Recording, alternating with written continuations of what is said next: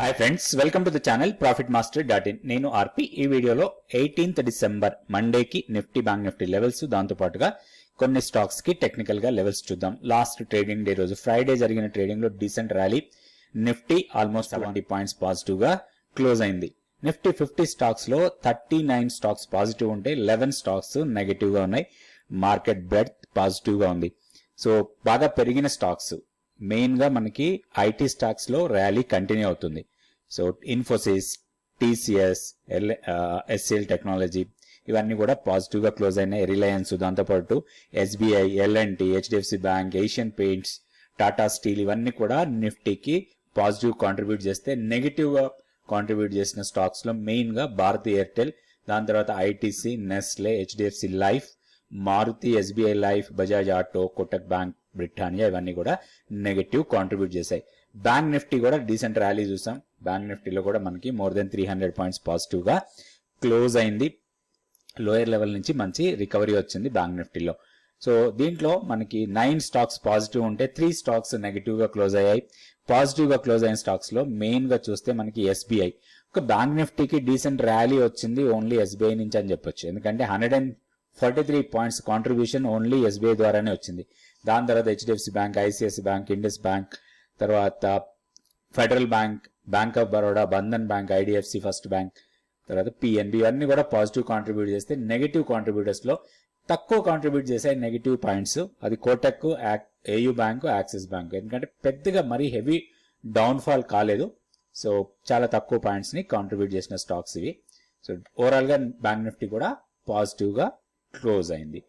So technical levels కి వచ్చేసరికి ఇది డైలీ క్యాండిల్ స్టిక్ చార్ట్. మనం లాస్ట్ వీడియోలో అనుకున్నాం 20,075 ని క్రాస్ చేస్తే 21,075 ని క్రాస్ చేస్తే 21,500 వరకు మనకి ఎక్కడ మధ్యలో రెసిస్టెన్స్ లేదనుకున్నాం.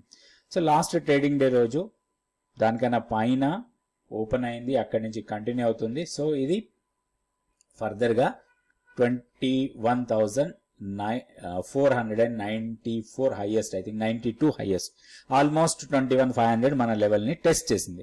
సో ఇప్పుడు రాబోయే సెషన్స్ లో 21,500 దగ్గర కొంత ప్రాఫిట్ బుకింగ్ జరగచ్చు. మనం కొంచెం కాషియస్ గా ఉండాల్సిన అవసరం ఉంది. అయితే మనం లాంగ్స్ ని క్యారీ చేయొచ్చు. సో 21,500 క్రాస్ చేస్తే నెక్స్ట్ మళ్ళీ రెసిస్టెన్స్ పాయింట్ మనకి 21,890 వరకు, మధ్యలో ఎక్కడ రెసిస్టెన్స్ లేదు. 21,890. సో ఈ లెవెల్ వరకు కూడా ఎక్కడ మనకి మధ్యలో రెసిస్టెన్స్ లేదు. ఈ లెవెల్స్ అన్ని కూడా ఫిబొనాచి ఎక్స్టెన్షన్ లెవెల్స్. ఈ లెవెల్స్ ప్రకారమే మార్కెట్ చాలా వరకు మనకి లెవెల్స్ ని హానర్ చేస్తుంది. ఇప్పుడు ఇమీడియట్ సపోర్ట్ 21,170 ఇది ఇమీడియట్ గా సపోర్ట్ లెవెల్ లాగా ఉంటుంది. దానికన్నా డౌన్ కి వస్తే మాత్రం ఈ ప్రీవియస్ గ్యాప్ ఏదైతే ఉందో ఈ గ్యాప్ ఫిల్ కావచ్చు. అది 21,025. మన కీ లెవెల్ 20,765.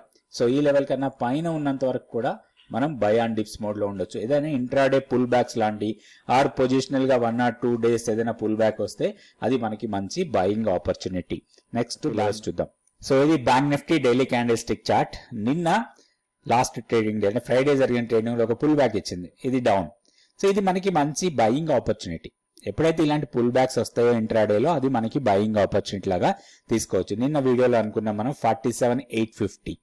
సో ఇది రెసిస్టెన్స్ పాయింట్. దీన్ని బ్రేక్ చేస్తే మళ్ళీ 48,500 వరకు మధ్యలో ఎక్కడ మనకి రెసిస్టెన్స్ లేదు. సో 48,000 రౌండ్ ఫిగర్ రెసిస్టెన్స్ అనుకుంటాం, కానీ టెక్నికల్ గా చూసినప్పుడు అది పెద్దగా వ్యాలిడ్ కాదు. ఎందుకంటే ఈ లెవెల్ ని క్రాస్ అయితే నెక్స్ట్ 48,500 మధ్యలో ఎక్కడ మనకి టెక్నికల్ రెసిస్టెన్స్ లెవెల్స్ లేవు.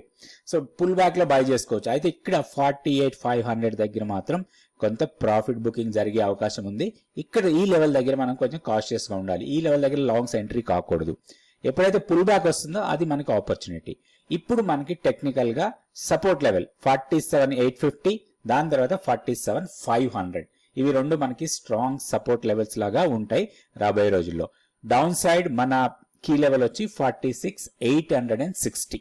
ఈ లెవెల్ కన్నా పైన ఉన్నంత వరకు కూడా మనం పెద్దగా భయపడాల్సిన అవసరం లేదు. బై అండ్ డిప్స్ మోడ్ లోనే ఉండొచ్చు. ఇప్పుడు మనం రెండు స్టాక్స్ కి టెక్నికల్ గా లెవెల్స్ చూద్దాం. వచ్చి ప్రాజ్ ఇండస్ట్రీస్. ప్రాజ్ ఇండస్ట్రీస్ లో ఒక డౌన్ ఫాల్ చూసాం, ఒక న్యూస్ బేస్డ్ ఫాల్. మనకి షుగర్ స్టాక్స్ లో ఏదైతే డౌన్ ఫాల్ అయిందో అదే టైంలో మనకి ప్రాజ్ ఇండస్ట్రీస్ లో కూడా డౌన్ ఫాల్ అయింది because of some news. So ఇక్కడ చూస్తే మనకి ప్రీవియస్గా 640 నుంచి ఇప్పుడు 540కి ఒక 100 రూపీస్ డౌన్కి వచ్చింది. ఇక్కడ కన్సాలిడేట్ అవుతుంది, ఒక 2-3 డేస్ కన్సాలిడేట్ అవుతుంది. ఇక్కడ ఒక మనకి డిమాండ్ ఏరియా 523 ఆ లెవెల్ దగ్గరే కొంత సపోర్ట్ తీసుకొని ఇక్కడ కన్సాలిడేట్ అవుతుంది. అయితే లాస్ట్ ట్రేడింగ్ డే రోజు ఒక మనకి ఒక హరామీ ప్యాటర్న్, ఇది ఇన్సైడ్ బార్ అనొచ్చు లేదా హరామీ ప్యాటర్న్ ఇది జనరల్గా. సో ఈ బుల్లిష్ హరామీలో జనరల్గా ఒక రివర్సల్ ప్యాటర్న్ లాగా తీసుకోవచ్చు మనం టెక్నికల్గా చూసినప్పుడు. ఇక్కడ కొంత పుల్ బ్యాక్ వచ్చే అవకాశం కనపడుతుంది. దీంట్లో చిన్న స్టాప్ లాస్ తోని మనం ట్రేడ్ చేయొచ్చు. 523 కన్నా కింద మన స్టాప్ లాస్ పెట్టుకొని ఈ వీక్లీ పివోట్ లెవెల్ వచ్చి 570 అండ్ అక్కడే మనకి ఆల్మోస్ట్ 575 ఆ లెవెల్ దగ్గర 50 డేస్ సింపుల్ మూవింగ్ యావరేజ్ కూడా ఉంది. సో ఆ లెవెల్స్ మనది ప్రాఫిట్ బుకింగ్ లెవెల్ లాగా తీసుకోవచ్చు. చిన్న ట్రేడ్ ప్లాన్ ఇది, సింపుల్ ట్రేడ్ చేసుకోవచ్చు. అయితే స్టాప్ లాస్ స్ట్రిక్ట్ గా పెట్టుకొని దీంట్లో ట్రేడ్ చేసుకునే అవకాశం ఉంది. ఇది ఫాల్ అయింది, కొంత ప్రైస్ రీట్రేస్ అయ్యే అవకాశాలు ఉన్నాయి. సో దాన్ని దృష్టిలో పెట్టుకొని ఈ స్టాక్ లో మనం ట్రేడ్ చేసుకోవచ్చు. నెక్స్ట్ ఇంకొక స్టాక్ చూద్దాం, ఇండస్ ఇండ్ బ్యాంక్. సో థర్స్డే రోజు బ్రేక్అవుట్ వచ్చింది. ఇక్కడ ఒక సప్లై ఏరియాని అండ్ రెసిస్టెన్స్ లెవెల్ ఏదైతే ఉందో దాన్ని బ్రేక్ చేసింది థర్స్డే రోజు. అండ్ ఫ్రైడే రోజు కూడా ఫర్దర్ గా మొమెంటం అప్పే ఉంది. ఇది ఫర్దర్ గా అప్ సైడ్ కి వెళ్లే అవకాశాలు ఎక్కువ కనబడుతున్నాయి. ఇప్పుడు 1570 దగ్గర ట్రేడ్ అవుతుంది. సో ఈ లెవెల్లో కూడా మనం దీంట్లో లాంగ్ ఎంట్రీ తీసుకునే అవకాశం కనపడుతుంది. స్టాప్ లాస్ 1536 కన్నా కింద మన స్టాప్ లాస్ ఉండాలి. ఎప్పుడైనా బ్రేక్అవుట్ చేసినప్పుడు బ్రేక్అవుట్ లెవెల్ కన్నా కింద మన స్టాప్ లాస్ పెట్టుకుంటే బెటర్ గా ఉంటుంది. ఎందుకంటే బ్రేక్అవుట్ లెవెల్ ని మళ్ళీ కింద టెస్ట్ చేసి దానికన్నా కిందకు వెళ్తే మాత్రం అది ఫాల్స్ బ్రేక్అవుట్ లాగా ఉంటుంది, ఫర్దర్ గా వీక్నెస్ రావచ్చు స్టాక్ లో. ఇప్పుడు మనకి హైయర్ లెవెల్లో రెసిస్టెన్స్ పాయింట్స్ 1593, దాని తర్వాత 1612, ఈ రెండు లెవెల్స్ మనకి ప్రాఫిట్ బుకింగ్ ఏరియాస్ లాగా తీసుకోవచ్చు. వన్స్ 1612 ని కూడా క్రాస్ చేస్తే మాత్రం స్ట్రాంగ్ ర్యాలీ ఉండొచ్చు. 1670 వరకు మధ్యలో పెద్దగా రెసిస్టెన్స్ పాయింట్స్ లేవు. సో ఈ లెవెల్స్ ని దృష్టిలో పెట్టుకొని మనం ఇండస్ ఇండ్ బ్యాంక్ లో కూడా ట్రేడ్ చేసుకునే అవకాశం ఉంది. అయితే ఈ లెవెల్స్ ఎలా వస్తాయి, ఈ క్యాండిల్స్టిక్ ప్యాటర్న్స్ ఏంటి, ఇవన్నీ నేర్చుకోవడానికి 100 డేస్ ప్రోగ్రామ్ మీకు చాలా యూస్ఫుల్ గా ఉంటుంది. సో నెక్స్ట్ బ్యాచ్ త్వరలో స్టార్ట్ అవుతుంది. ఇంట్రెస్ట్ ఉన్న వాళ్ళు మా వాట్సాప్ నెంబర్ ద్వారా మీరు కాంటాక్ట్ చేయొచ్చు. 100 డేస్ మెంటర్షిప్ ప్రోగ్రామ్ లో మీరు స్టాక్ మార్కెట్ కి సంబంధించిన ప్రతి విషయం నేర్చుకోవడానికి అవకాశం ఉంటుంది.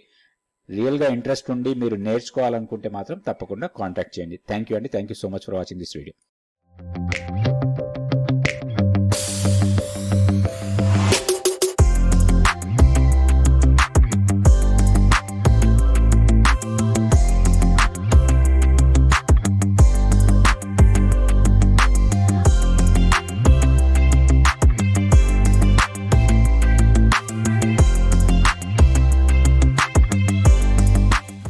Like, subscribe and share our videos.